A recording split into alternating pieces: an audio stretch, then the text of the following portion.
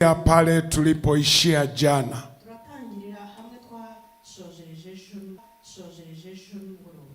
Jana tumezungumza habari ya utu wema. Kwa hiyo tunaanzia hapo. Lakini kama alivyosema pastor kwamba kesho kama wewe ni mwanandoa, yuko ejo niba wowe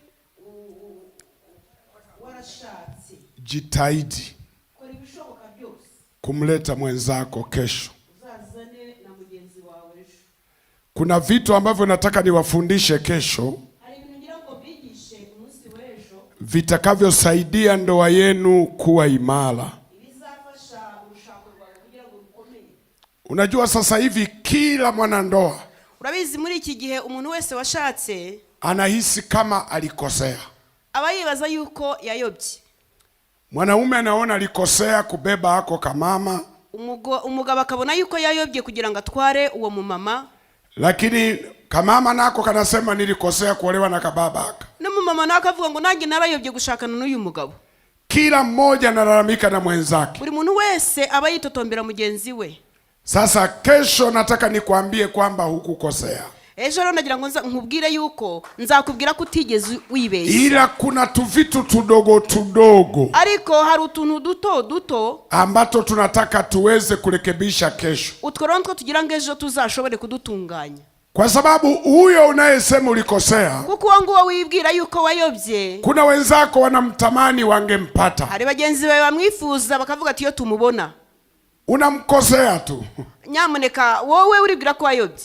Mtu mmoja alisema, pastor, wewe hujajua tu mwenzangu. Umuntu umwe yarambwiye ngo mushumba we ntago ari wamenya mugenzi wanjye tubana. Akasema kuna wanaume wameshindikana. Aravuga ati hari abagabo bananiranye. Kuna wanaume wanasema kuna wanawake wameshindikana. N'abagabo bakavuga ngo hari n'abadamu bananiranye. Lakini nikuulize swali. Ariko reka nkwibariza ikibazo. Umewahi kuwaona watu ambao wanafuga simba? Wari wigera ubona abantu borora intare?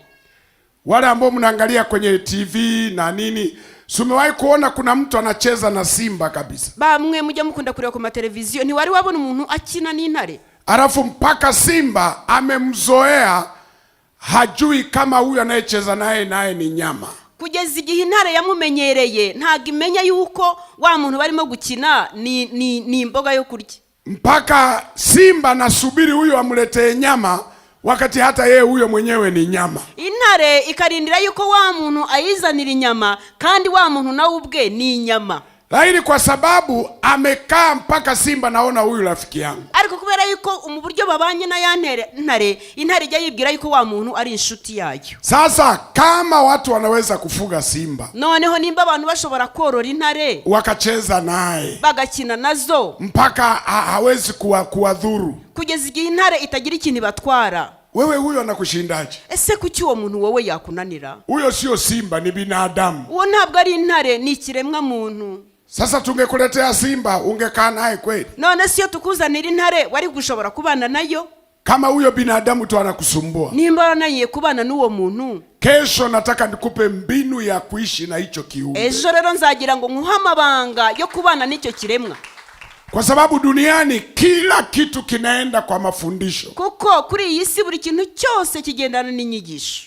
Juzi nilikuwa nasifia mji wa Kigali. Ejo bunaye ndimo ndata mvuga ubwiza bw'umujyi wa Kigali. Kwamba kamji ni kasafi utafikiri ni tuko Ulaya. Nari ndimo mvuga ngo uyu mujyi wanyu ni mwiza wagira ngo turi Burayi. Lakini unafikiri Kagame alifanya kitu rahisi? Ese wibwire ko Kagame yakoze ikintu cyoroshye? Kukichange kichwa chako kutoka Afrika kikaenda Ulaya. Kugira ngo ahindure intekerezo zawe zive muri Afrika zigi Burayi. Alipambana na kichwa chako. Yahuye n'ingorane cyane kugira ngo ahindure intekerezo zawe mu mpaka leo. Kuko ndibuka kera no kugira ngo abantu bambare inkweto byaragahato. Ukikamatwa unatwanga mihuri kwenye halizi. Ni ukuvuga ngo iyo bakubonaga uri mugendesha amarenge hasi, ulikuwa unakamatwa, baragufataga. Ndugu zako waje kukuchukua wakiwa na viatu. Bene wanyu baze kukujyana bazanye inkweto zo kwambara. Hebu mwangalie jirani yako miguuni, ana kiatu hana? Reba muwo mwicaranye utese wambaye inkweto cyangwa ntazi.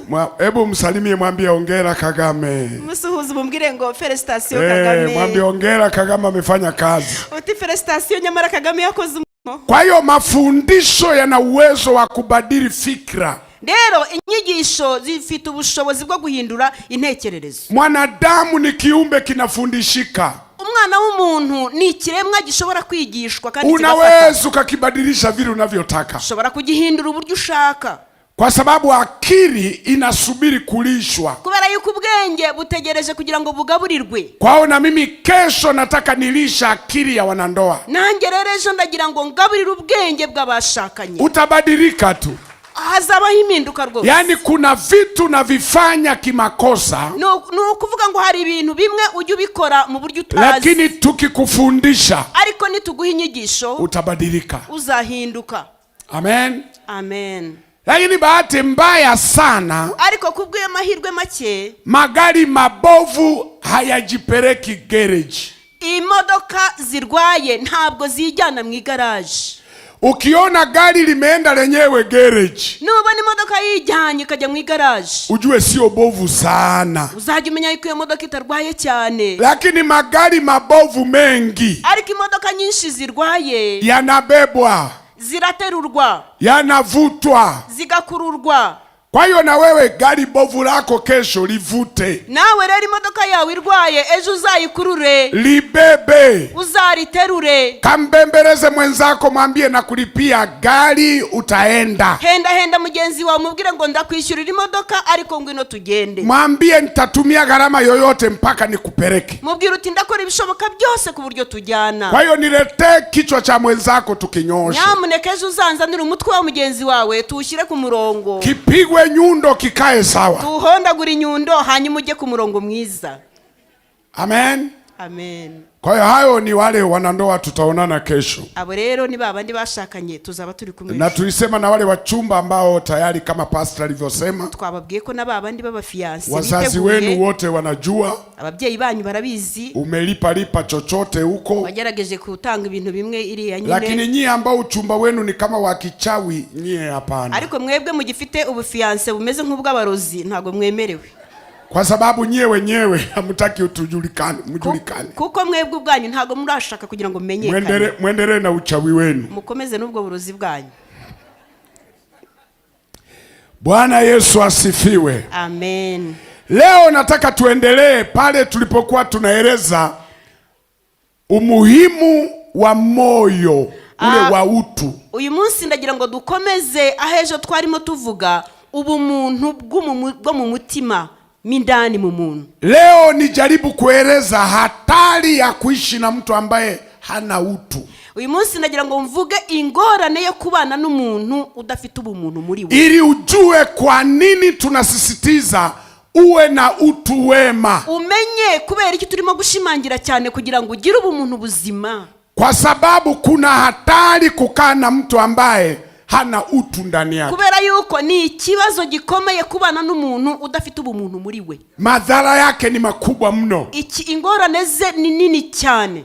Ngoja nikupe mfano mmoja katika Biblia. Reka nguhe urugero ruto muri Biblia. Wale ambao wamekuwa na Biblia lakini najua nyewe mnasoma hapo kwenye skrini. Kitabu cha kwanza cha Samueli. Gitabo cha mbere cha Samueli. Samueli huyu wa Biblia, sio Samueli mtoto wa mchungaji. Ni Samueli wo muri Biblia, ntago ari umwana wa pastor. Ndio maana mtoto wa mchungaji tunamuita Samu. Niyo mpamvu umwana wa pastor tumwita Samu. Kwa hiyo Samueli, kitabu cha kwanza cha Samueli. Igitabo cha mbere cha Samueli. Mulango ule wa 18. Ibice 18. Wale wanaoandika unaweza ukaandika toka mstari wa 6. Wowe andika guhera ku murongo wa 6 mpaka ule wa 13. ugeze ku murongo wa 13. Lakini mimi nataka nisome mistari michache. Ariko ndagira ngo jewe nsome imirongo mike. Labda nianzie ule mstari wa 10. Mere ku murongo wa 10. Kitabu cha kwanza cha Samueli. Samueli wa mbere.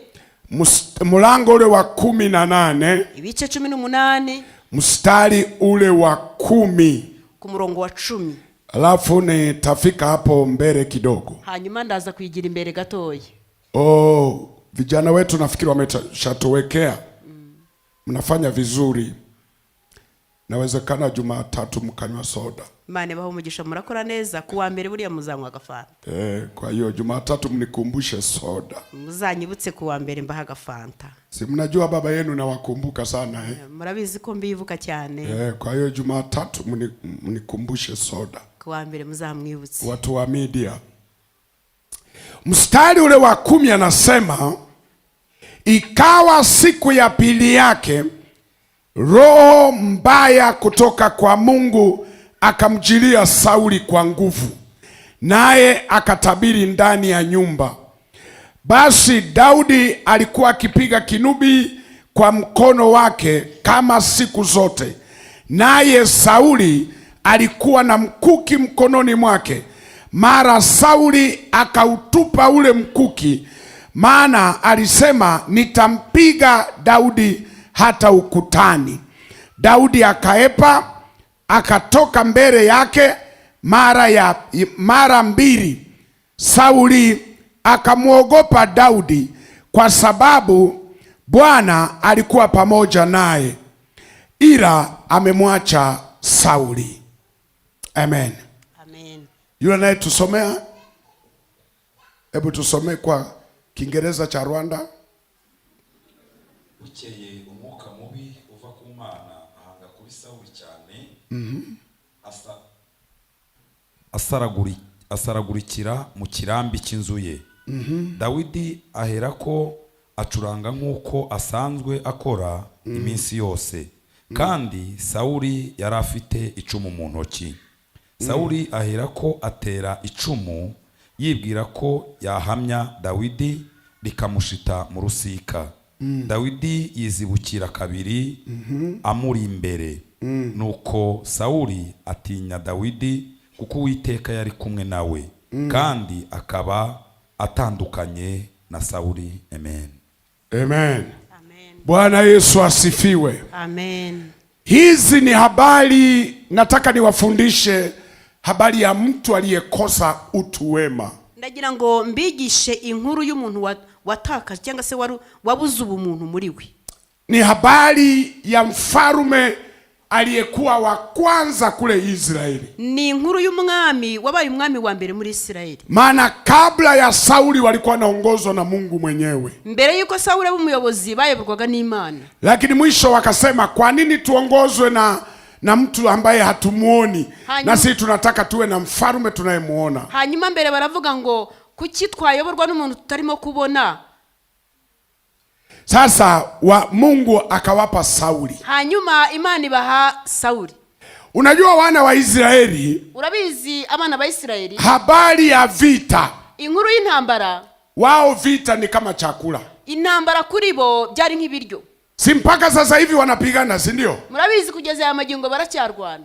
Unajua Waisraeli, murabizi Abaisraeli, sisi tunaposema Bwana wa majeshi, iyo twebwe tuvuga ngo mana nyiringabo, sisi tunamaanisha twebwe tuba dusobanuye ngo ni Bwana wa majeshi yanayopingana na nguvu za giza. Ni data, ni Imana nyiringabo irimo ihangana n'imyuka, kwamba anatupigania na mapepo, yuko Imana iraturwanira ikadutsindisha, anatupigania na wachawi. Imana iraturengera ikaturwanira ikadutsindisha. Lakini Waisraeli hawamtaji hivyo. Ariko ntago Abaisraeli bo batura gutyo. Wao wakisema Bwana wa majeshi, iyo bavuga ngo Mana nyiringabo, sio majeshi ya kupambana na mapepo, ntago ari ingabo zihangana n'abadayimoni, ni majeshi ya vita hii ya kweli, ni ingabo z'intambara nyayo, iyi nyayo. Wao ni vita ya kupigana kabisa, ubwabo ni intambara yo guhangana no kurwana rwose. Wanaposema Bwana Mungu wetu tusaidie vita, sio ya kiroho. Iyo bavuga ngo Mana data dufashe intambara, ntago ari intambara yo mu mwuka, ni vita ya kupigana na mataifa mengine, ni intambara yo guhangana n'ibindi bihugu bindi. Kwa hiyo tangu zamani, uhereye kera,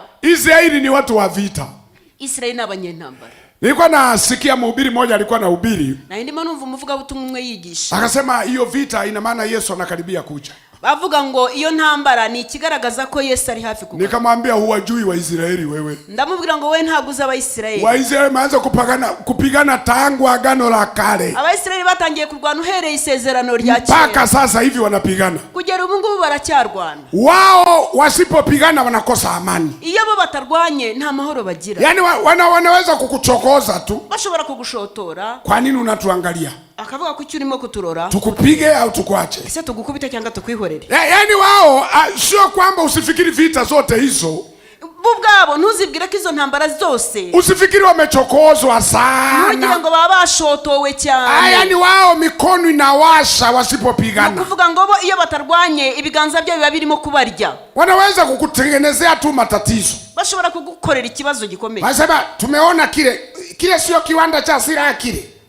Bakavuga bati ruriya ntago ari uruganda rw'ibitwaro kirimbuzi. Tutakipiga. Turaza kugikubita. Wao wana viwanda. Bakandi bafite inganda. Ila wewe usiwe nacho. Kugira ngo wowe nawe ntugire urwo ruganda. Ukiendelea kwa nacho tutakupiga. Nukomeza kugira urwo ruganda tuzagukubita. Kwa wao vita kwao ni kitu cha kawaida. Borera intambara kuri bo ni ibintu bisanzwe. Watanyamaza kupigana labda Yesu akirudi ndo wakapumzika. Kuvuga ngo bazareka kurwana Yesu nagaruka. Kwa hiyo hata kipindi hiki walikuwa na vita. Ubu rero no kugera ubu ngubu bafite intambara. Wanapigana na Wafilisti.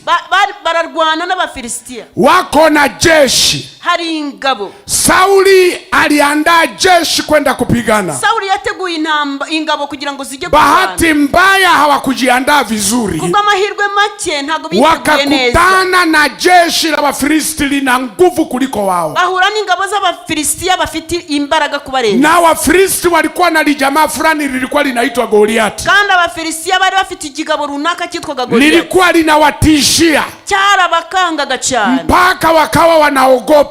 Bari bafite ubwoba muri bo. Sauli akatoa na ofa. Hanyuma Sauli atanga itegeko. Akasema jamani, aravuga ngo nshuti, atakayetoka kapigana na yule bwana, umuntu uri buseruka akarwana n'uriya mugabo, akamshinda, akamunesha, ninampa binti yangu, ndamuha umukobwa wanjye. Wanajeshi wote wakasema hiyo ofa kaa nayo. Abayisirikare baravuga ngo ayo mahirwe yahamani. Yani huyo binti wako ataolewa na kaburi langu. Uwo mukobwa wazashakana n'imva yanjye. Jitu lenyewe linatisho, wewe unatoa ofa za mabinti yako. Ikigabo kirateye ubwoba none nawe uri muratanga ayo mahirwe. Hakuna aliyejitokeza. Nta numwe wigeze useruka. Sasa siku moja hanyuma umunsi lile bwana linatukana majeshi ya Israeli. Cya kigabo kirimo gutuka ubwoko bw'Imana. Na kipindi hicho Mungu amemuleta Daudi. Kandi muri icyo gihe Imana yari yatangiye guhagurutsa Daudi hakuja vitani. Daudi ntago yaje ku ntambara. Daudi alikuja kuona ndugu zake na kuwaletea vifaa. Daudi yaraje kureba bene se abazaniye. Lakini anasikia mtu anamtukana Mungu wake. Ariko yumva umuntu arimo gutuka Imana yabo. Biblia inasema Daudi akawashangaa wanajeshi wote. Biblia ivuga ngo Daudi atangarira izo ngabo zose. Ni mmefanya mazoezi ya vita. Aravuga ngo ariko mwakoze imyitozo y'intambara. Arafu mtu anatukana. None umuntu arimo arabatuka. Kwa nini msiende kupigana? Kuki mutajye kurwana nawe? Wakasema kwani wewe humuoni? Baramubwira ngo none se wewe ntumureba? Daudi akasema Sauli, unaweza ukanituma mimi niende? Daudi aravuga ngo Sauli, we wanyohereza nkagenda. Sauli akasema wewe. Sauli ambwira ngo ariko wowe, makamanda wangu wote wameshindwa. Abantu bakomeye banje bananiwe. Wewe hata mazoezi ya vita huna. Wowe nta nubwo wigeze witoza intambara. Utapigana na yule kweli? Urajya kurwana n'uriya muntu koko? Akampa ushuhuda. Daudi amuha ubuhamya. Akasema usinione hivi. Aravuga ngo ntundebe gutya. Nimewahi kuua simba. Nishi ntare kwa mikono yangu. Nkoresheje amaboko yangu. Nimewahi kuua dubu. Nishi dubu. Kwa mikono yangu. Nkoresheje amaboko yangu. Sembuze huyu. Nkanskuriya. Wewe nitume. Nyohereza gusa nyemerera. Tanzania tuna Kiswahili kinasema. Iwacu tuvufite Kiswahili kivuga ngo. Tunasema mtoto akililia wembe mpe.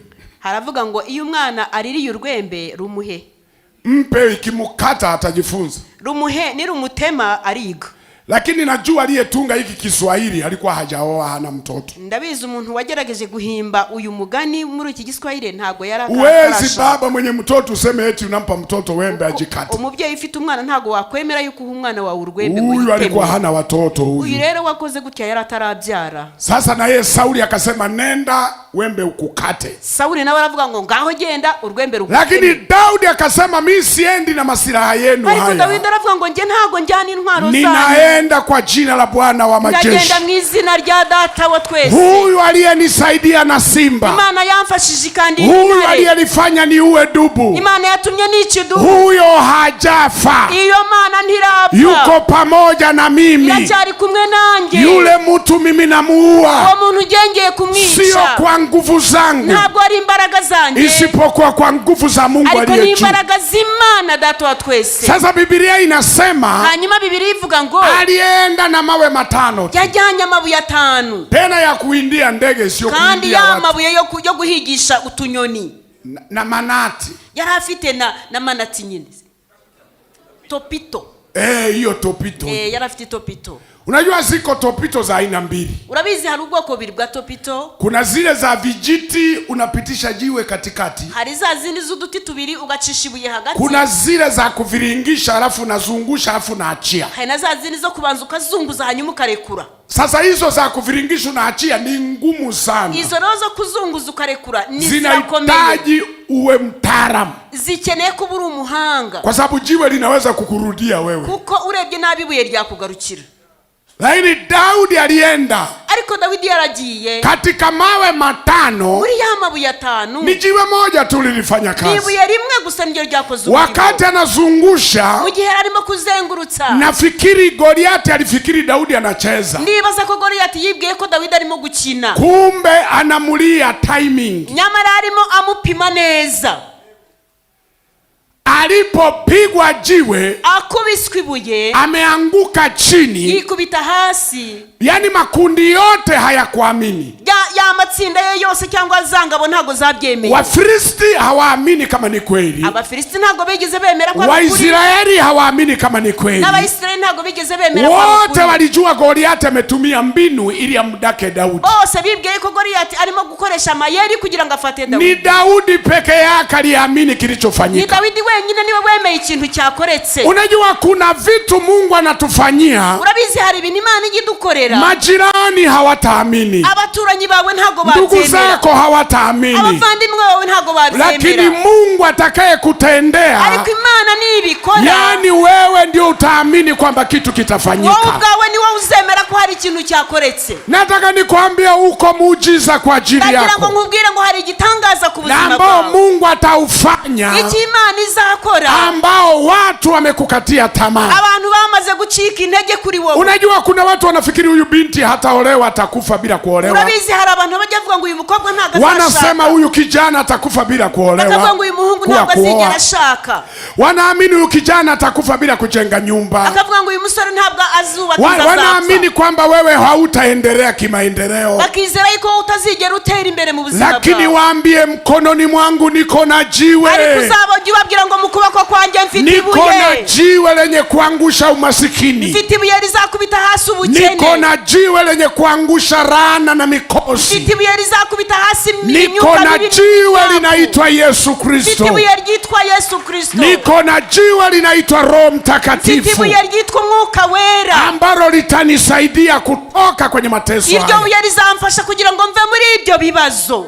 Amen. Amen. Wakati hawa hawaamini na wale hawaamini, mu gihe abangaba batizeraga n'abariya nabo batizeraga, wakashangaa Daudi amechukua upanga wake mwenyewe Goliath. Bagiye gutangara babona Dawidi yafashe intwaro ya Goliath, akamkata na amuchuguta umutwe. Aliponyenyua kichwa, amaze kushyira hejuru umutwe wa Goliath, ndio wale wakaamini, niho babandi bemeye, na hawa wakaamini, n'abariya nabo baremera ya kwamba yuko Mungu. Baravuga ngo koko iyi ni Imana. Unajua ipo siku ushuhuda wako utakaposimama, urabizi hari igihe ubuhamya bwawe buzahagarara, ndio watu wataamini, niho abantu bazabyemera.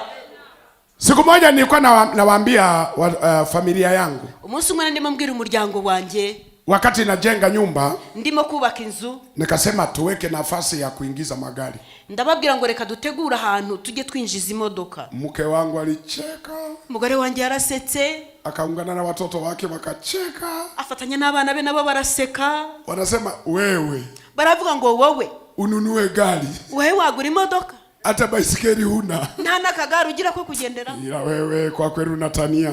Baravuga ngo wowe urimo urakina gusa. Sasa kamoyo kaliniuma. umutima urandya. Kwa nini wananivunja moyo? Ndavuga ngo abantu barimo kunca intege. Mimi ninaamini Goliati wa umasikini ataanguka. Ndizera ko Goliati w'ubukene azagwa. Lakini wao hawaamini. Ariko bo ntago barimo kubyizera. Alafu moyoni nikajisemea, hanyuma mu mutima wanjye ndavuga, Mungu kinipa gari, Mana numpa imodoka, gari ya kwanza, imodoka ya mbere, nitamununulia huyu aliyenicheka, nzayiha uri urimo kunseka, nitamununulia mke wangu, nzamugurira umugore wanje. Na kweli nilipopata gari ya kwanza, kandi koko mbonye imodoka ya mbere, nilimununulia mke wangu. nahise nyiha madamu. Sasa yeye alinicheka, we yaransetse, lakini nilipomununulia gari, ariko maze kumugurira imodoka, kicheko kikageuka kuwa kilio. Kwa kunseka byahindutse kurira. Alilia. Yararize. Kwa sababu hakuamini kama naweza kununua gari. Kuko ntago yizeraga ko namugurira imodoka. Halafu namwambia gari nimekununulia wewe. Ndamubwira ngo imodoka ni wewe nyiguriye. Watoto nao walikuwa hawaamini, sasa wakaanza kuamini. Abana nabo ntago babyemeraga ariko batangira kubyizera. Wakasema kumbe tunajua na mengine yanakuja. Baravuga ngo turabizi noneho nibindi. Nikasema na mengine yatakuja. Ndababwira ngo nibindi bizaza. Siku zote watu hawaamini kama Mungu atafanya mambo juu yako. Imisi yose ntago abantu bajya bizera ko Imana hari ikintu yakora ku buzima bwawe. Unafikiri jirani yako hapo anaamini kama amekaa na bilionea mtarajiwa? Ese wibwiye ko uwo mwicaranye aho ngaho yizeye ko yicaranye na bilionea? Hebu muulize jirani yako, unanionaje kwanza? Mubwire uwo ngo urimo rambona utariko. Hebu muulize, unajiona una bahati? Mubaza uti urimo urabona ko ufite amahirwe? Kukaa na bilionea hapa? Kwicarana n'umunyamahirwe nkanjye? Mwambie kama una simu piga kaka selfie. Mubwira uti nimba ufite telefone gerageza kupata siku moja ukija kuniomba msaada unionyeshe kwamba tulikuwa tunasali na wewe. Kugira ngo umunsi umwe nuza kunyaka imfashanyo uzanyereka ko gafoto yuko twajyaga dusenga. Unajua jirani yako hataamini siku moja ukimpigia honi barabarani. Urabizi umuturanyi we ntago azigera yemera ko umunsi umwe numuterera honi muri muhanda. Hataamini kwamba siku moja atatafuta nyumba ya kupanga alafu anakukuta ni wewe. Ntago yemera yuko umunsi umwe azashaka yo gukodesha asanga ari yawe. Mwambie jirani yako acha dharau. Mubwire wo mwegeranye utireka gasuzuguro. Mwambie usinidharau hivi nilivyo. Mubwire uti ntusuzuguru kumeza ukungu. Mimi wa miaka 5 ijayo sio huyu uliye naye hapa. Yewe imyaka 5 iri imbere ntabwo ari huyu. Mimi wa miaka 10 ijayo sio huyu hapa. Yewe imyaka 10 iri imbere ntabwo ari huyu nguyu. Mwambie ninashukuru leo nimekaa na mtu atakayeshuhudia ushuhuda wangu. Mubwire uti ndashima Imana ko nicaranye n'umuntu uzahamiriza ubuhamya bwanjye. Amen. Amen. Mwambie niangalie vizuri. Mubwire uti ndeba neza cyane. Na hii sura usifikiri miaka 5 ijayo itakuwa hii. Mubwire ngo iyi shusho mfite ntibwira ko imyaka 5 nzaba nsa gutya. Mwambie hii ni sura ina shida kidogo. Mubwire uti ni sura ifite utubazo duke. Lakini iko sura yangu inakuja. Ariko hari sura yanjye iri imbere izaza. Mwambie hii ni sura ya muda. Mubwire uti ni shusho y'akanya gato. Amen. Amina. Mwambie usisi unaniona leo sinuki vizuri. Mubwire uti ntubona uyu munsi ntarimo guhumura neza. Subiri miaka ijayo. Tegereza imyaka iri imbere. Amen. Amina. Na mimi ninaomba nanjye ndasema Mungu aanze na wabishi. Imana itangire n'abantu be bahakanyi batabye. Nyie mnaosema mimi. Mwebwe muvuga ngo njyewe. Mimi. Njyewe. Ndio aanze na wewe. Atangirane nawe. Hata kama wewe huamini. Niyo wewe waba utabyizera. Kwa imani yangu. Mu kwizera kwanjye. Ingie ndani yako. Kwizera kwanjye kukwinjire na Mungu ayafanye mambo makubwa ndani yako. Kandi Imana ikora ibintu bikomeye mu buzima bwawe. Ayafanye makubwa kwenye familia yako. Imana ikora ibikomeye ku muryango wawe. Ainue biashara yako iende viwango vingine. Imana ihagurutse ubucuruzi bwawe bugera ku rundi rwego. Watoto wako wasome waende Ulaya. Abana bawe bige bagere i Burayi. Watoto wako wapate kazi za maana. Abana bawe babona kazi keza. Inawezekana wewe kwa mikono yako. Birashoboka ko wewe ku maboko yawe hautafanya makubwa sana. Ntabwo wakora ibintu bikomeye cyane. Lakini watoto wako watafanya kwa niaba yako. Ariko abana bawe bazabikora kubera wowe. Utaendesha magari ya watoto wako. Uzatwara imodoka z'abana bawe. Utaishi kwenye gorofa la watoto wako. Uzaba mu nzu ya etage kubera abana bawe. Maana wewe huna imani. Kuko wowe ntabwo ufite kwizera. Mungu atainua watoto wako wafanye kwa niaba. Imana izahagurutsa abana bawe babikore ku bwawe. Hallelujah. Amen. Amina. Na ninakuombea usife haraka. Kandi ndagusengera kugira ngo ntuzapfe. Ili uone miujiza hii tunayoisema hapa. Kugira ngo bitangaza turimo kuvuga hano. Kabisa. Cyane. Mungu akuongeze ofa ya miaka. Kandi kongerera ndi mahirwe y'undi mwaka. Kabisa kabisa. Cyane. Wanaoamini waseme amen. Abatizera muvuge amen cyane. Kwa hiyo Daudi, kubw'ibyo Dawidi alipokata kichwa, amaze guca umutwe wa Goliath, Waisraeli wakapata nguvu. Abaisraeli bagira imbaraga basubizwa mu intege. Wafilisti wakaishiwa nguvu. Abafilistia nabo bacika intege. Waisraeli wakaanza kuwafukuzia Abaisraeli batangira kwirukana waliwaua sana. Barabishe cyane. Wakarudi na ushindi. Bagarukana ubutsinzi. Sasa wakati wanarudi, mu gihe barimo kugaruka, ikainuka kwaya, hahaguruka abaririmbyi, tumama, utudamu, tukainuka tumama. hahaguruka utudamu. Vitani hatukuweko, mu rugamba ntago twari duhari, lakini tukatunga nyimbo kama vile tulikuweko vitani, ariko duhimba indirimbo nkaho twari turi ku rugamba. Tumama, utudamu. Unajua tumama tunaweza kutumaliza wanaume hivi. Urabizi utudamu dushobora kutumaraho twebwe abagabo. Wangapi wamewahi kucheza mpira? Ni bangahe bakinnye umupira? Wanaume wangapi mwahi kucheza? Abagabo mwakinnye umupira. Mwahi kucheza? Mwarakinnye. Kipindi ambacho wadada hawapo, mlikuwa mnachezaje? Ese igihe abakobwa babaga badahari mwakinaga gute? Yaani wadada kama hawapo, mu gihe abakobwa babaga badahari, tunacheza vizuri. Twakinaga neza. Yaani mnacheza vizuri, mnaogopa kuumizana, mnacheza vizuri. Mugakina neza, mugatinya kubabazanya. Wawepo pembeni. Ariko reka babe bari ku ruhande. Waanze kushangilia. Batangire kogeza. Utasikia sikupita. Uzumva bavuga ngo se nibikunyureho. Usimwache huyo. Nture kuanguwa. Unaenda kukanyaga mwenzako. Ukagenda ukajya gukandagira mugenzi wawe. Ili wakuone wale. Kugira ngo bariya bakuburebe. Utasikia uwa. Uzumva bavuga ngo uwa. Bakogeza. Kwa kijana unamurukia mwenzio. Rero umusore ugasimbukira mugenzi wawe. Sasa usiombe akakudanganya. Hanyuma ntusabere ngo akubeshye. Baada ya mpira nakupa zawadi. Akakubwira ngo nyuma y'umupira ndaguha ibihembo. Kumbe zawadi ni muhindi wa kuchoma. Nyamara ibihembo ni ikigori cyokeje. Umevunja wenzako miguu. Urimo wavunye bagenzi bawe amaguru. Wa mama. Abadamu. Mimi nakumbuka kuna wakati tukienda kutengeneza madaraja. Ndimo ndibuka hari igihe twajyaga tujya gutunganya ibiraro. Yale madaraja ya kijijini yale. Bya biraro byo mu giturage. Munavuta miti. Mukagenda mugafata. Wakitaka wanaume tukavute kwa nguvu. Nimba kugira ngo abagabo dukurure bya biti n'imbaraga. Wanasema na nyie wa mama mkawepo. Baravugaga ngo namwe badamu namwe nimuze mujyemo nabo. Unakuta wa mama wako pembeni. Ugasanga rero abagore bari ku ruhande. Kwa wanaume tunavuta. Abagabo tugakurura bya biti. Arafu wa mama wanasema vuta.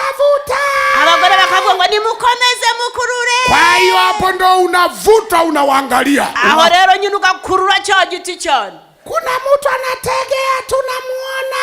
Bakavuga ngo hari umuntu urimo kubavuna turimo turamureba. Kwa inabidi ukazane. Unawe ugashiramo kibaraga cyane. Wa mama. Abadamu. Sasa wakati wametoka vitani. Hanyuma mu gihe bavaga ku rugamba. Kuna kwaya ya wa mama. Hari korali y'abadamu.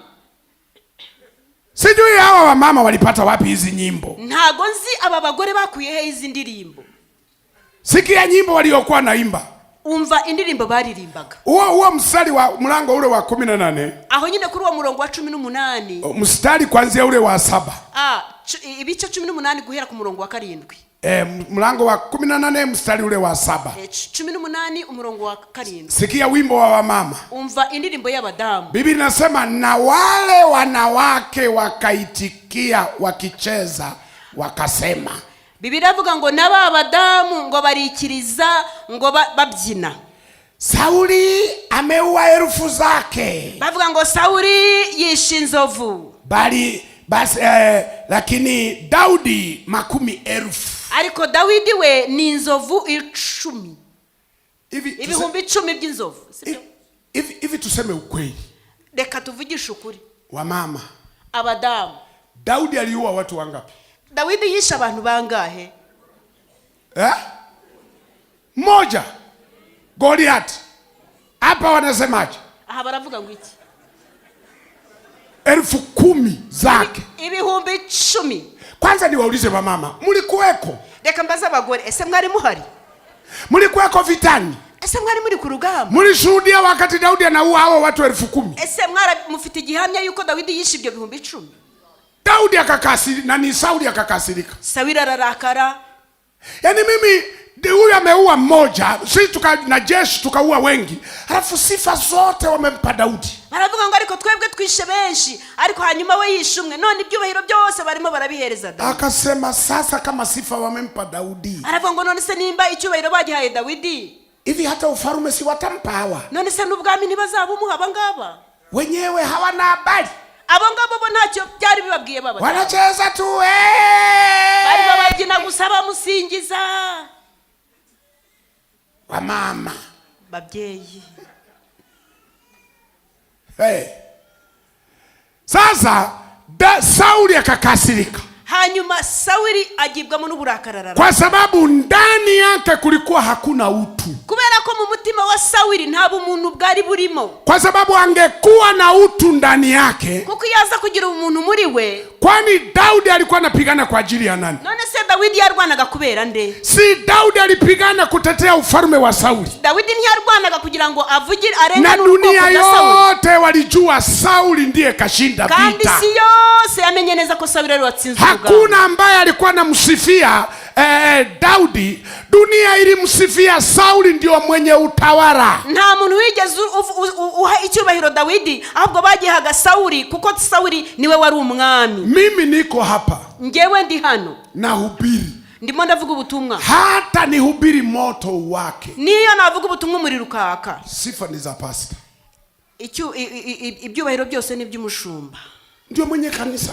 Kuko niwe mushumba w'itorero. Sifa mtamsifia pasta kwamba alituletea mtu mzuri.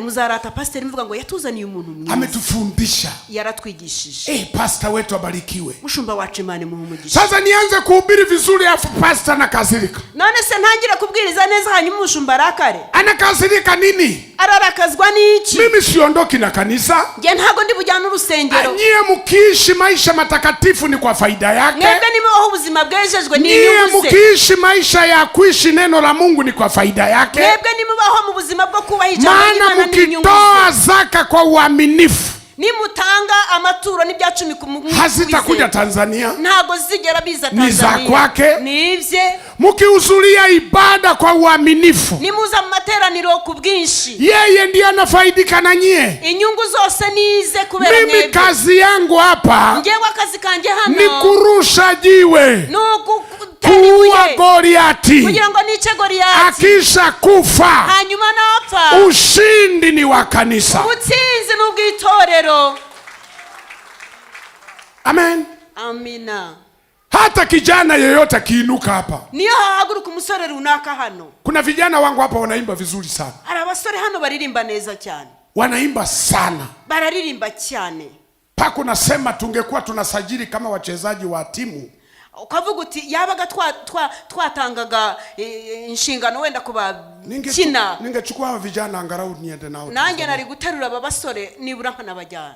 Lakini najua pastor angeenda kunizuia airport. Ariko ndabizi ko umushumba yantangirira ku kibuga. Kwamba unaenda wapi na silaha zangu? Akambwira ngo ugiye he n'intwaro zanjye.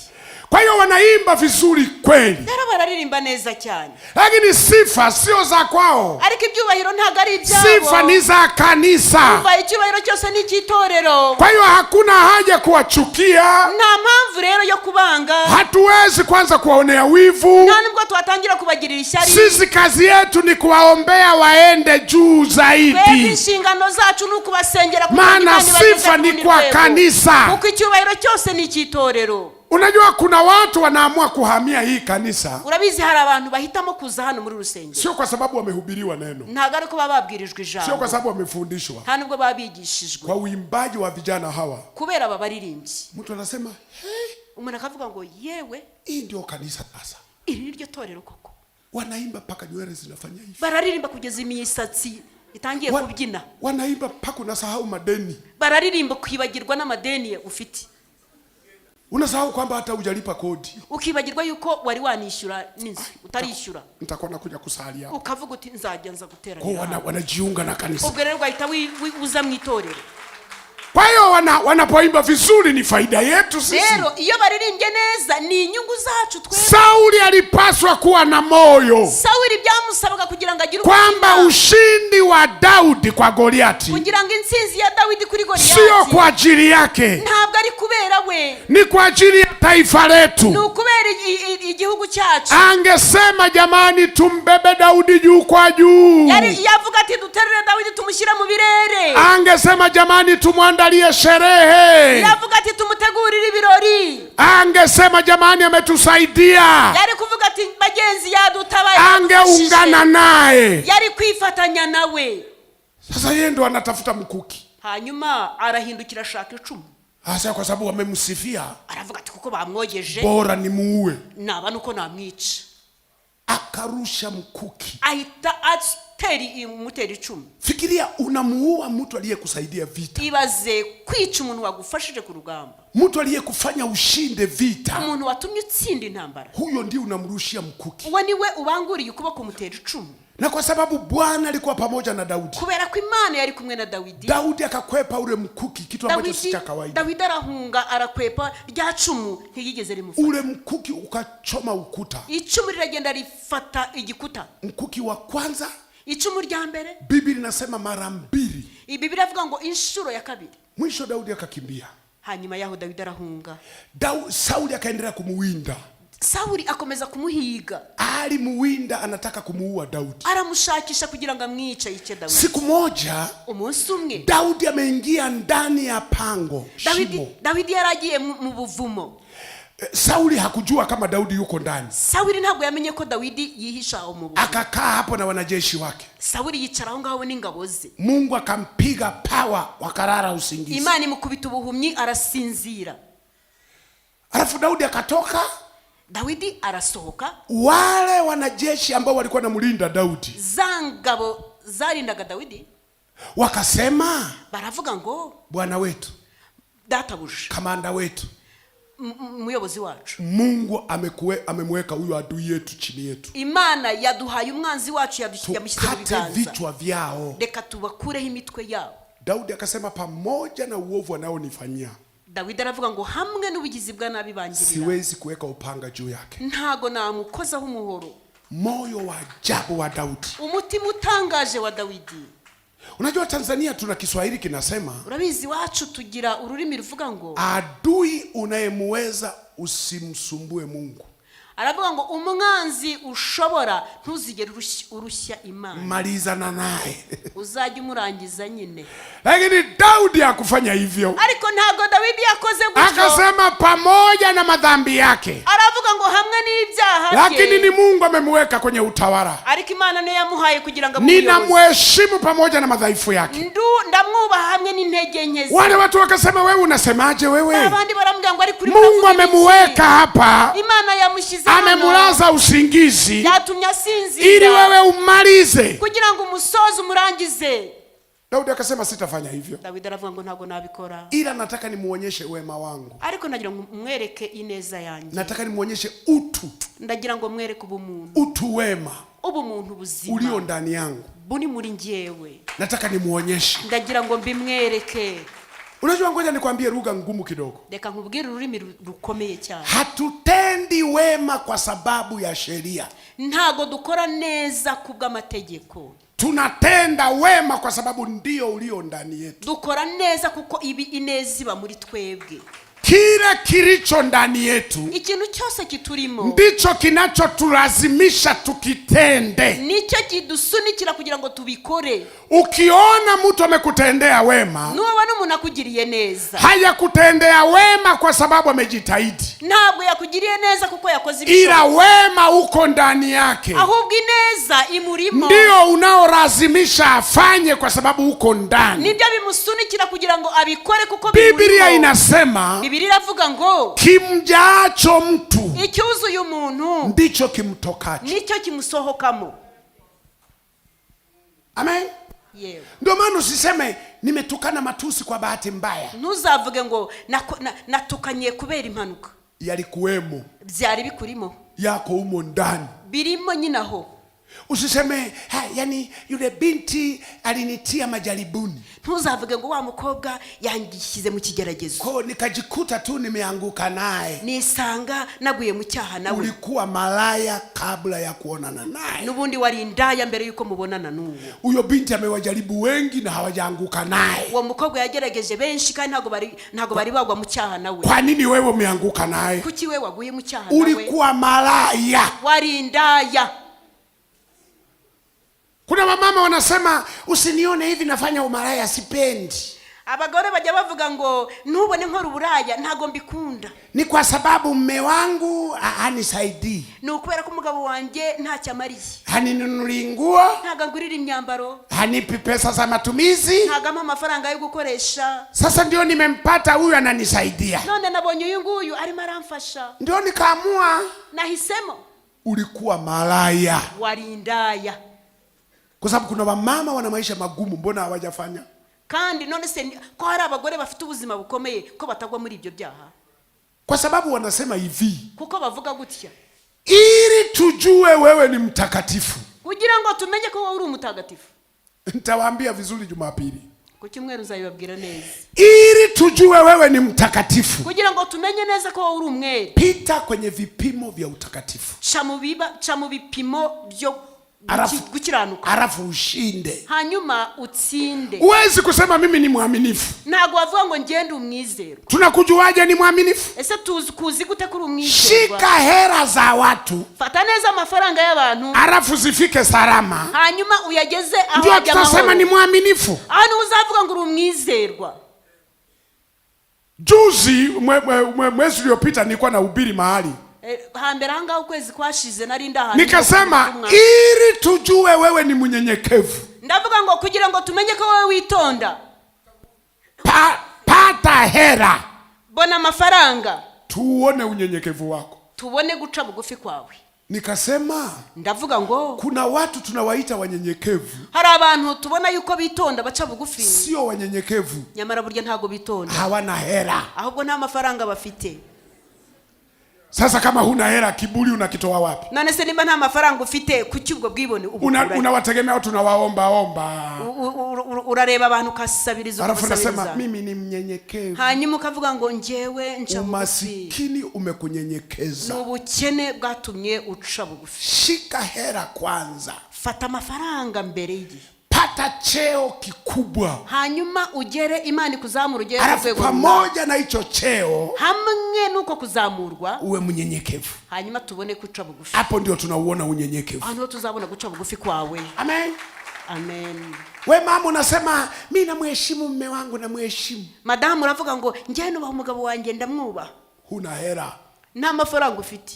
Shika hera kuliko mume wako, gira amafaranga kurenza umugabo wawe, alafu uendelee kumnyenyekea, hanyuma ukomeze kumucira bugufi, uendelee kumpelekea maji bafuni, ukomeze umushyira amazi muri dushe, uendelee kumfulia nguo, ukomeze umufurira imyenda ye, uendelee kuwa mtifu, ukomeze wubahe, akiitika unatika be, na hamagara uvuga ngo karame, na hera zako, na mafaranga yawe, na magari yako, ni imodoka zawe. Hata unanunua magari unaandika jina lako na la mume wako, hanyuma ukagura imodoka ukandika izina ryawe n'iry'umugabo wawe. Unanunua mashamba unaandika jina lako na la mume wako, ukagura imirimo ukandika izina ryawe n'iry'umutware wawe. Hata mkienda kununua mashamba unampa hela mume wako ndio ananunua. Niyo mpamvu ugiye kugura isambu ugaha amafaranga umugabo wawe akaba ari we wishyura. Hata mkienda kununua magari unampa mamilioni yeye ndio ananunua. Wewe umekaa unamwangalia. Niyo mpamvu ugiye kugura imodoka ukamuha za mamilioni akaba ari we wishyura, wowe ukicara gusa ukamureba. Tutasema wewe ni mnyenyekevu. Aho niho tuzavuga ngo wowe uca. Lakini kwa sasa hivi ariko none ubu hutudanganyi. Ntutubeshye. Ni kwa sababu huna hela. Ni ukubera ko nta mafaranga ufite. Mume wako ndio mwenye hela. Mugabo wawe ni ufite amafaranga. Ndio maana kila wakati unamwangalia kwa upole. Niyo mpamvu kenshi ujye umureba n'amaso y'imbabazi. Ili akupe hela. Kugira ngo aguhe amafaranga. Akitoka nje unatoka naye. Yasohoka nawe ugasohokana nawe. Akiingia ndani unaingia naye. Yakwinjira nawe ukinjirana nawe. Akikohoa unaandika yakorora ukavuga ngo ili akupe hela. Kugira ngo aguhe amafaranga. Wewe sio mnyenyekevu. Ntabwo wowe uca bugufi. Tutauona unyenyekevu. Tuzabona guca bugufi siku utakapokuwa na cheo kikubwa kuliko mumeo. Umunsi uzaba ufite utakapokuwa na elimu kubwa kuliko ya mume wako. Nubu ufite ibintu byinshi kurenza y'umutware wawe. Unapata mshahara mkubwa kuliko mume wako. Ugahembwa amafaranga menshi kurenza y'umutware wawe. Hapo ndio unyenyekevu utaonekana. Aho niho tuzabona guca bugufi kwawe. Unajisifia. Urimo urigamba cyangwa se urirata. Mimi ni mwaminifu. Ukavuga ngo njyewe ndi umwizerwa. Unajipimayo uaminifu ushiki hera. Wamenya gute kuri umwizerwa ufite utari wa mamilioni ya yatima. Amamiliyoni y'imfubyi. Mamilioni ya wajane. Amamiliyoni y'abapfakazi. Yapite mikononi mwako. Reka bice mu biganza byawe. Arafu unaziangalia. Hanyuma uyareba. Nasema mimi mwenyewe na shida. Ujivuga ngo njye ubwanjye mfite ikibazo. Lakini ngoja zifike kwa wenye nazo. Ariko reka agere kuri bene yo. Arafu zikafika zote. Hanyuma ya mamiliyoni akagerayo yose. Ndio ujiseme wewe ni mwaminifu. Aha bari uzivuga ko uri umwizerwa. Hujawahi kushika hata 1000 ya watu unasema wewe ni mwaminifu. Ntiwari wabona ntiwari wakira n'igihumbi cy'abandi ukavuga ngo uri umwizerwa.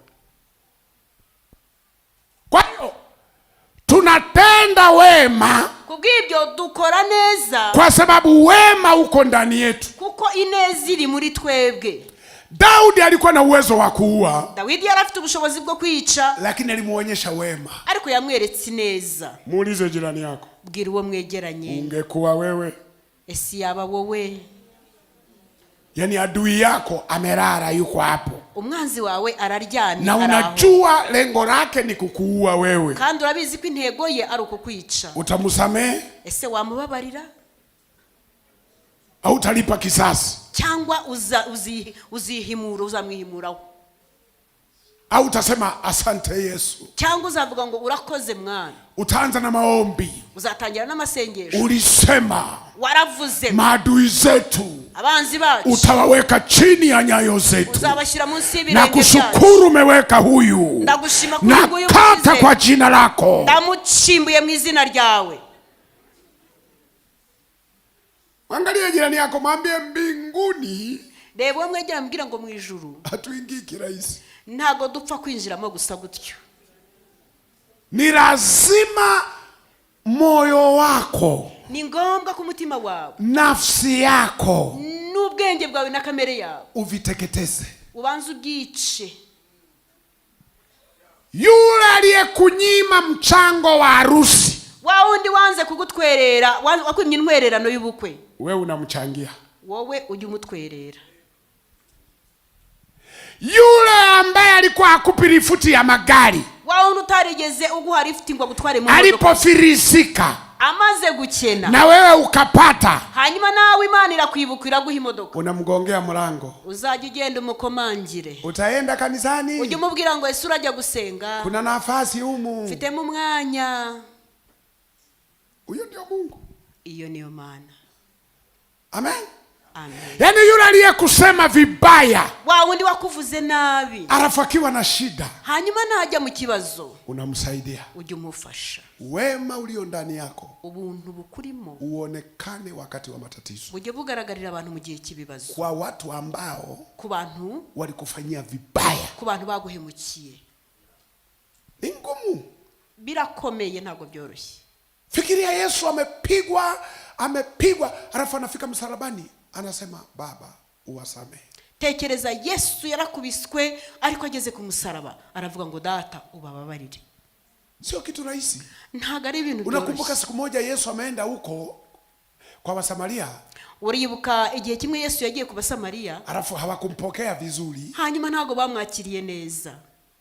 Wanafunzi wakakasirika, abigishwa be bararakara, wakasema mzee, baravuga ngo mwalimu, hawa watu unajua hawakujui wewe ni nani. Urabizi ko aba bantu batarimo batagusobanukira ngo urinde. Jionyeshe kidogo wewe ni nani. Bigaragarize ubereke wowe urinde. Agiza moto, nyamuneka hamagara umuriro, uwachome kidogo, ubatwikeho gato, ili wakujue wewe ni nani, kugira ngo bamenye wowe urinde. Yesu akasema sio kazi iliyonileta. Yesu aravuga ngo ntago ari wo murimo wanzanye. Nilikuja ili wawe na uzima. Naje kugira ngo bagire ubuzima. Sisi wakati wote igihe cyinshi twebwe unataka kujionyesha we nani. Tuba dushaka kugira ngo twigaragaze turi bande. Ndio maana katika vitu ambavyo Kagame anapambana navyo hapa, niyo mpamvu mu bintu bimwe na bimwe umuyobozi wacu arimo guhangana nabyo, ni kujiona wewe nani, ni kwa kwiga gushaka kwigaragaza ngo wowe urinde. Kagame anakushughulikia. Umuyobozi nyina agukorera nyina kandi. Ukitaka kunyanyasa watu kwa sababu ya cheo chako, nushaka kugira ngo urenganye abantu bitewe n'icyo uricyo.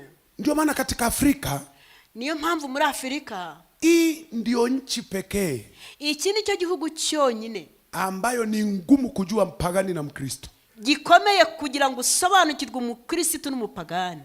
Kuna watu unaweza ukaogopa kumshuhudia neno la Mungu. Hari abantu bamwe watinya kumuhamiriza cyangwa se kumubwira ijambo ry'Imana. Wapagani na Wakristo wote wamenyoka, kubera yuko abapagani n'abakristo bose bameze neza n'abagwa neza. Unaweza ukaiacha simu hotelini, ushobora gusiga telefone muri hoteli, ukafika nyumbani, ukagera mu rugo, unarudi, ukagaruka, unaikuta iko hapo, ugasanga ya telefone yawe iracyahari. Wapagani walikuwa nakula umo, abapagani bariho barya aho ngaho, mpaka wanawaambia wale wenye hoteli, jamani kuna mtu amesahau mtunzie. Bakabwira babandi banyiri hoteli, hari umuntu wibagiwe hano ni muimubiki. Hizi si tabia za Kikristo hizi. Sio si mico ya Gikristo.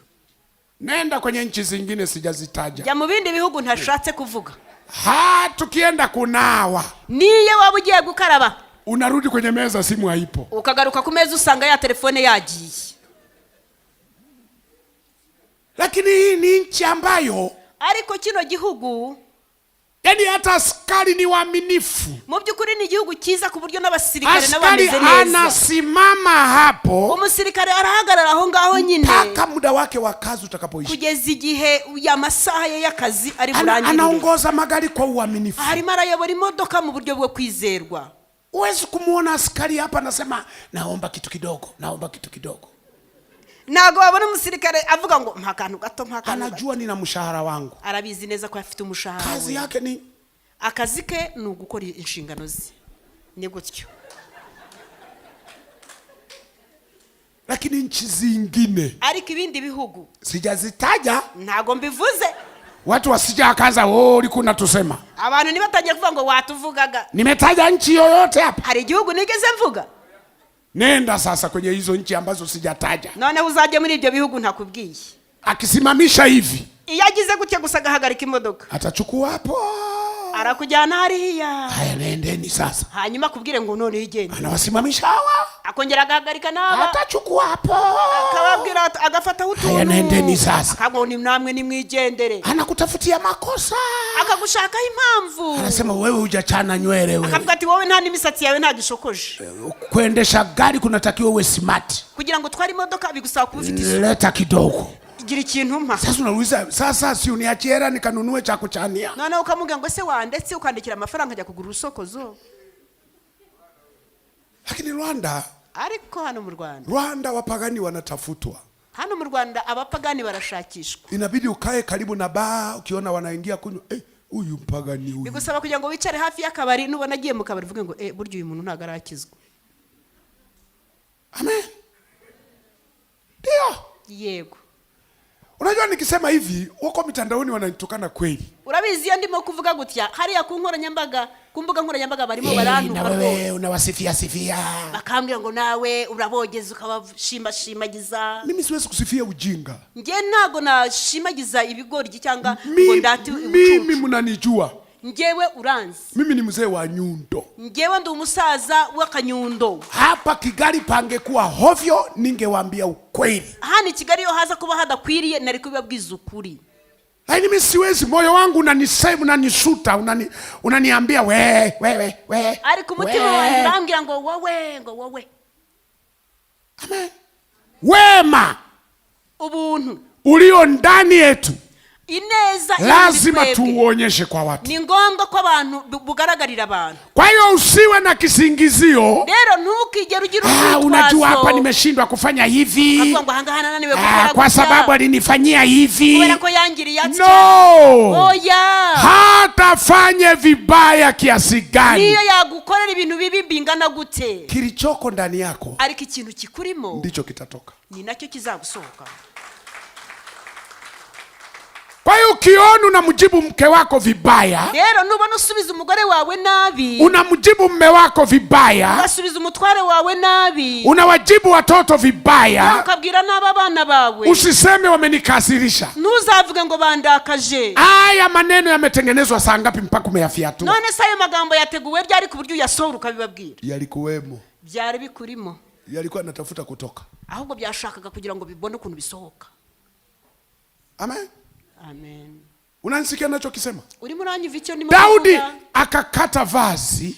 Dawidi aragenda aca umwambaro ili liwe ushahidi kwamba alikuwepo hapo, kugira ngo bibe gihamya yuko yarahari. Akafika ngambo, aragenda agera hakurya, akasema mzee, aravuga ngo musaza. Sauli akaamuka. Sauli arakanguka, akasema nilikuwepo hapo. Dawidi arambwira ngo narinda aho ngaho, nimewakuta mmelala, nabasanze muryamye, na ili muamini kwamba nilikuwepo, kandi kugira ngo mwizere ko nari mpari, angalia nguo yako upande huu. Reba umwambaro wawe igihande kimwe. Kipande chake hiki hapa. Dore igipande kimwe na ngiki ndagifite. Baada ya kukata shingo nimekata kipande. Aha kugira ngo nguce umutwe naciye agapande kumwenda wawe. Unajua Sauli alisemaje? Urabizi Sauli yavuze ngo iki? Akasema hakika yani aravuga ngo kokoko una Mungu, ufite Imana.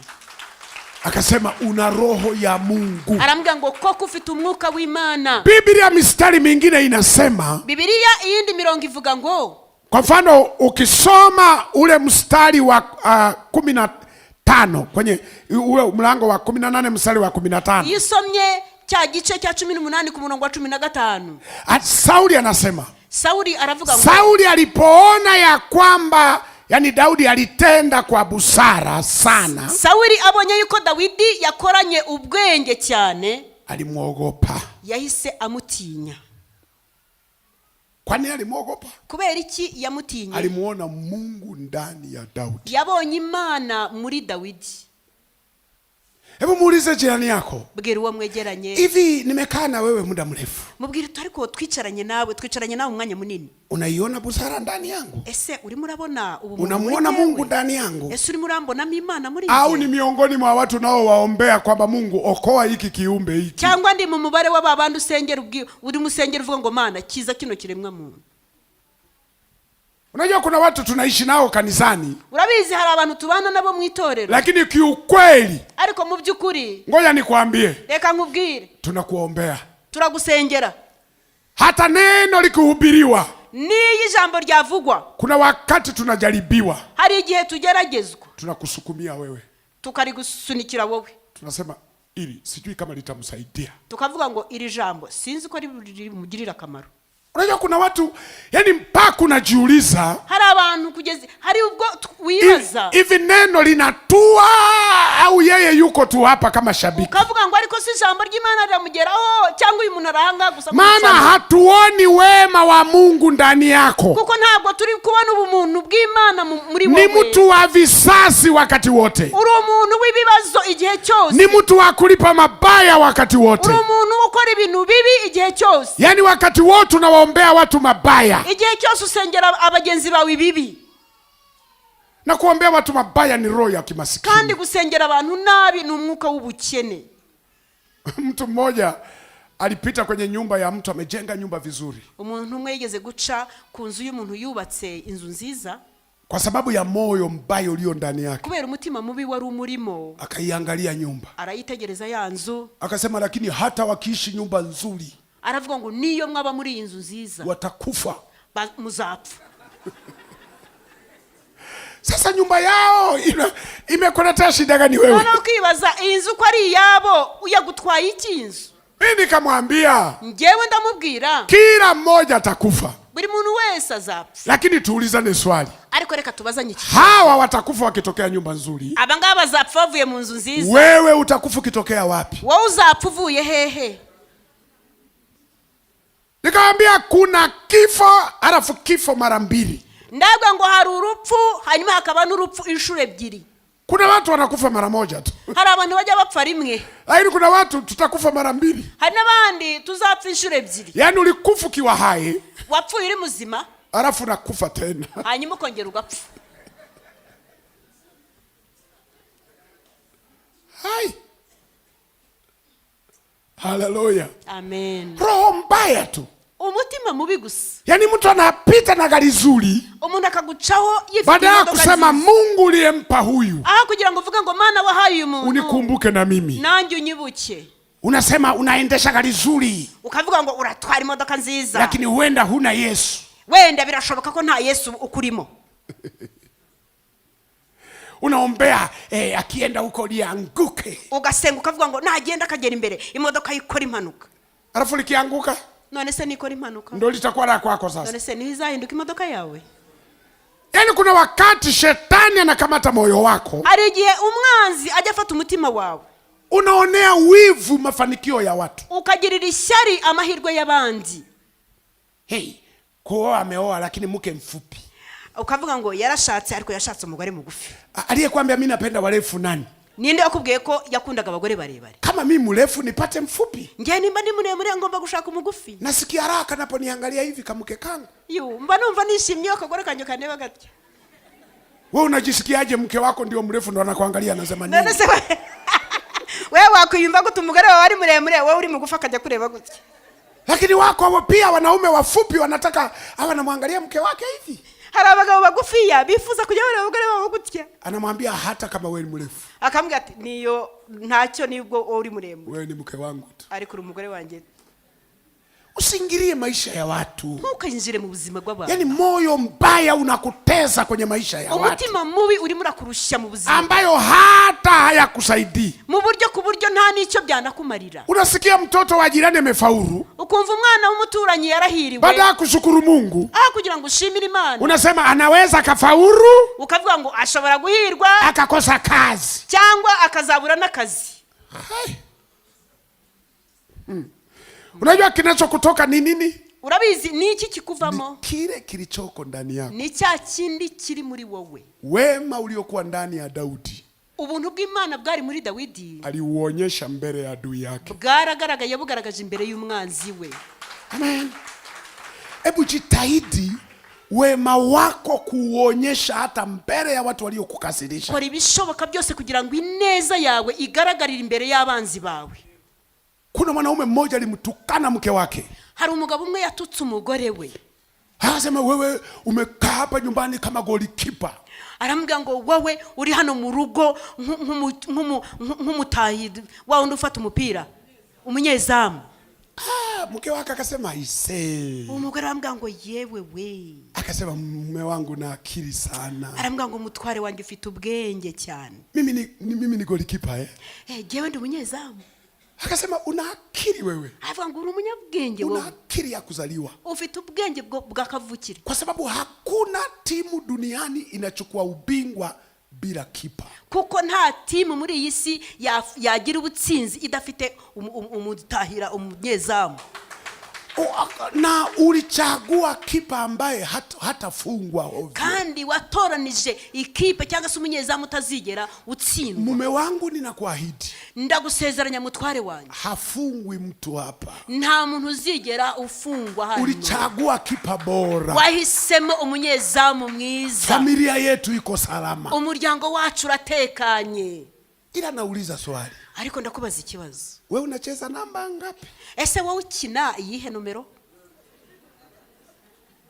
Wewe ni beki unayeokoa au ni beki unayejifunga? None se wowe uri wa undi ugenda agafasha cyangwa uri wa undi ugenda agafunga gusa?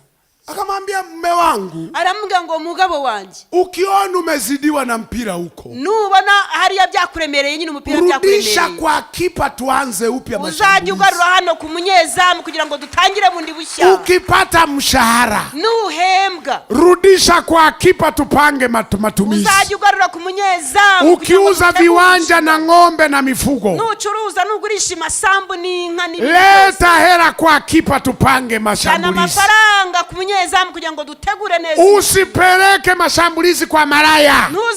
Ntuzajyane intambara kuri maraya. Utafungwa magoli mengi.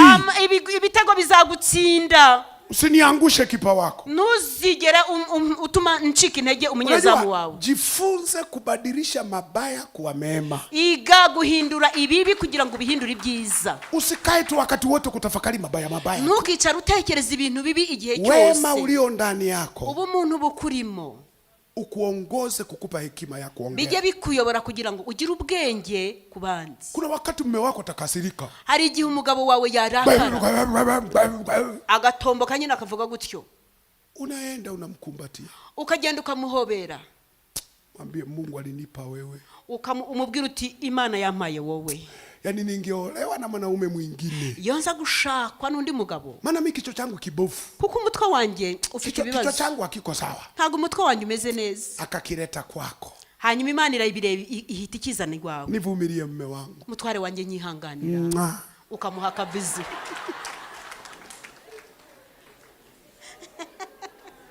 Sasa wewe mume wako amepaniki, hanyuma mutware wawe nawe aba yazamuye cyane, na wewe una panic, hanyuma nawe uburakari bwawe bukazamuka. Sasa nani wa kuzima moto hapo? None se ninde uzazimya uwo muriro wacanywe? Mume wako umugabo wawe nyine arasakuza yatombotse, nawe ukazamurijwe ukahagarara ukifunga neza igikwembe. Amufiki mahali naho muzigera mugera. Aya, simama, nimuhaguruke, muhaguruke.